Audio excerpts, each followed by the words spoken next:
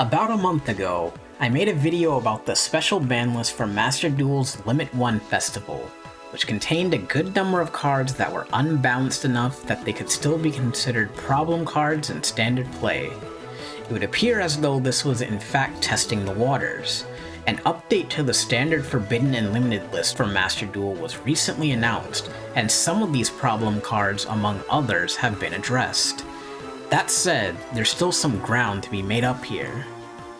To start, Imperial Order, Vanity's Emptiness, and VFD, three of the cards which had been forbidden in both physical formats, are now forbidden in Master Duel as well. This is massive, as it quells the two biggest fears about the game's ban list, which was that UR cards and cards with cut-in animations would get off scot-free. Somewhat, at least. Rather than ban Rongo Miniad, which fits both these criteria, they opted to instead ban Gossip Shadow, which is a rare without an animation. This does make sense though. Rongo is still a super unbalanced card, but it existed for years without seeing play because its ability to lock you out of the game was enabled by Gossip Shadow being printed. Personally, however, I still believe getting rid of Rongo instead would have been the right move, as Gossip Shadow still has utility as a generic rank 3 card, but admittedly, we don't need more easy-to-access negations running around. The answer to the DPE problem was a bit more roundabout. It would appear they intend to keep Verte Anaconda legal for a bit longer, as Branded Fusion is still on the horizon for Master Duel, just as was the case in the OCG. Ironically, however, using Verte for Branded Fusion is actually the weaker play than just activating the card itself, contrary to how Red Eyes Fusion and Fusion Destiny were used with it.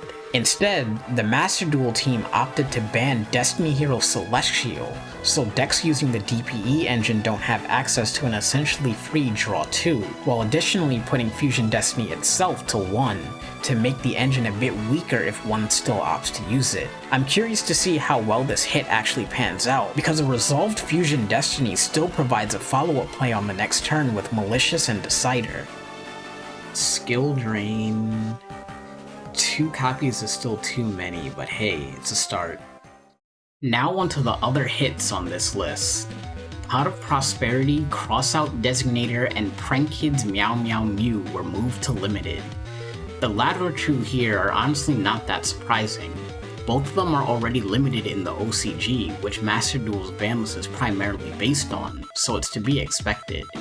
However, limiting Meow harkens back to the issue discussed in the Limit 1 video, that limiting an extra deck monster rarely actually fixes the problem at all, as the one copy is usually all that's needed.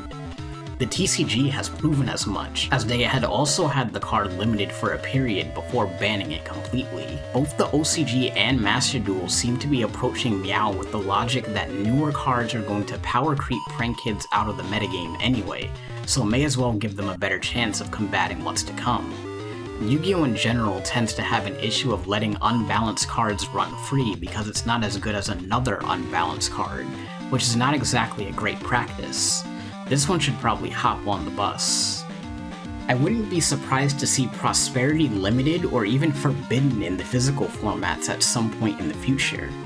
Consider that 10 years ago, Pot of Duality was semi-limited for a year, and that card only allowed you to pick from the top 3 cards of your deck and locked you out of special summoning. Prosperity, which is also currently semied in the OCG, doubles the amount of cards you can choose from, with drawbacks that are extremely negligible for the amount of consistency it brings to decks.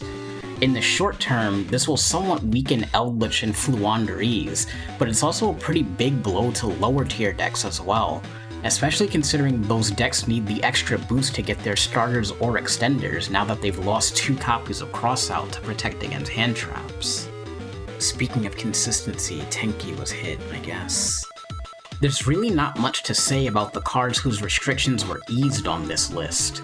Night Assailant received an erratum so that it no longer performs an infinite discard loop with itself, as if anyone would use it for that if it were put to 3 without it. Altergeist Multifaker and Salamangreat Gazelle are just following the trend we've seen with the physical game, although Gazelle is currently still limited in both formats.